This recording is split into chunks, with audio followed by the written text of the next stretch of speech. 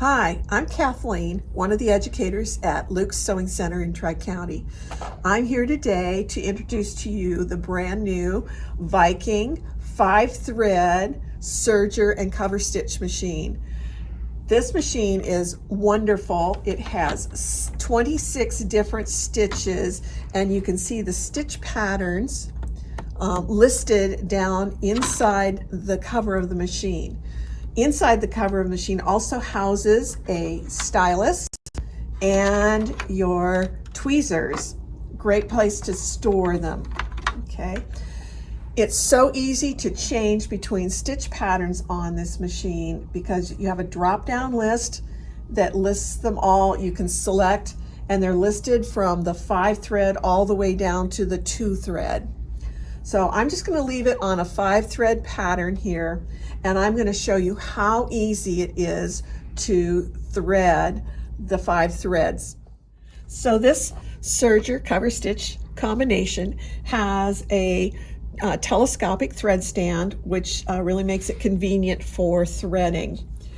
I am going to leave it on the 5-thread safety stitch for wide. So I'm just going to close up that menu. And the nice thing about this is it gives you a screen that shows you all sorts of information that we can go into more detail later. So to start threading this, the first thing you want to do is switch from sewing to threading. Slide the slider over. And then you're just going to rotate the needle stand until it clicks in place. That closes up all the air thread passages. We're going to start from the far left and work to the right. Just take the first thread and slide it under the guide. There's a guide clip on top, and through the tension discs, under the display, and through the furthest back slot and over the top through one of the wires on this side. And then I'm going to bring it behind the thread guide here and slide it over a ways, because this will be the front needle in the D position for this stitch pattern. So slide. Sometimes it's easier to use the tweezers when sliding these over. There. Okay.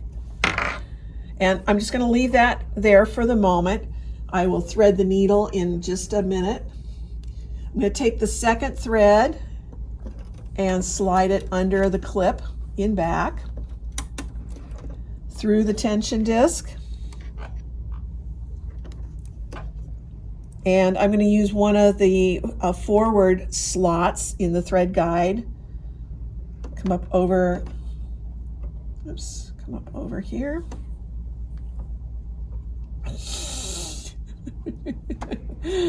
Just a little cooperation needed here. Okay, there we go. And then I'm going to slide it in the first slot above the needle stand here. Using the tweezers will be easier. There we go.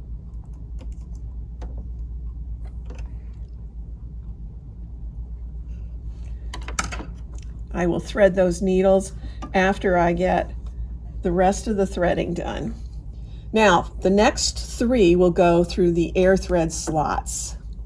So I'm going to thread the third one down, and there's a clip at the bottom that you want to go behind. And I'm going to pull amount of thread out and start feeding it in. The one thing you want to make sure when you're feeding these in is that your thread is not damp, because if it's damp, it will not allow the air thread to blow it through the system to the other end. Okay, so I'm putting about an inch and a half of thread down inside the hole. I'm going to go ahead, and you can do these, you can thread these individually or all 3 at once. I'm going to do all 3 at once. And slide this one in. Well, this one I need to snip. It's got a little bit roughness on the end. I'll go ahead and slide this in. The second slot. These are color coded, so you can't mix up where you're coming from when you slide these in. So red to red, green to green, and the last one will be purple to purple. And about 1.5 inches of thread in there. Then I'm going to take the last one through the purple. They're also labeled on the top of the machine for the color. So behind the thread guide here, and pull out an amount of thread, and I'm going to snip the end off of this one also.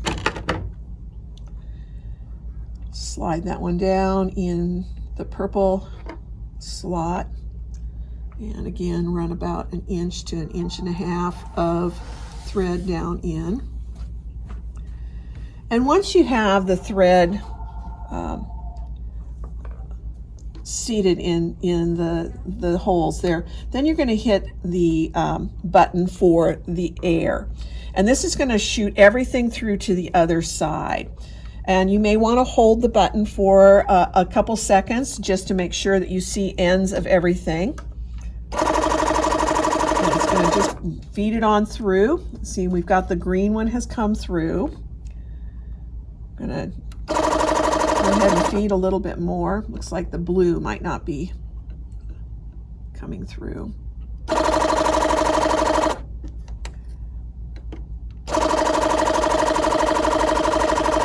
Orange is going. You can see the orange right here.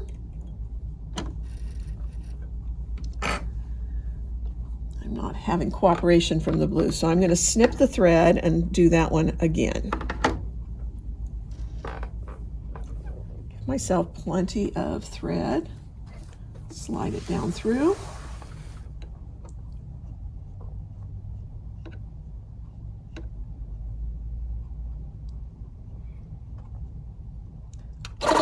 There we go. And there's the blue. So I'm going to take these 3 that just shot through, and I'm going to slide them under the foot, but you have to weave it right behind the cutter to get it under the foot and out the back side. So go under the foot and out the back side. Now I'm going to thread my needles. So the first thread I put through was the gray, that goes in front. It's going to be easier to do the back needle first. So I'm going to go ahead and thread the back needle. And this one we want to take and just slide it under the foot, just like we did the other threads. They go behind and under. The front needle, slide the thread through here. And this one I'm going to actually put down through the same slot that the needle would go through in the foot, and then kind of feed that through towards the back. And I'll use the tweezers underneath to just grab that. And pull it to the back a little bit. Once you have it threaded, then you're going to take the slider and push it back to the position for sewing. Close the cover, put your presser foot down, and hit the gas. Grab the threads and hit the gas, because you're going to create your little chain to start. Once you have your chain, you're ready to start feeding your project through.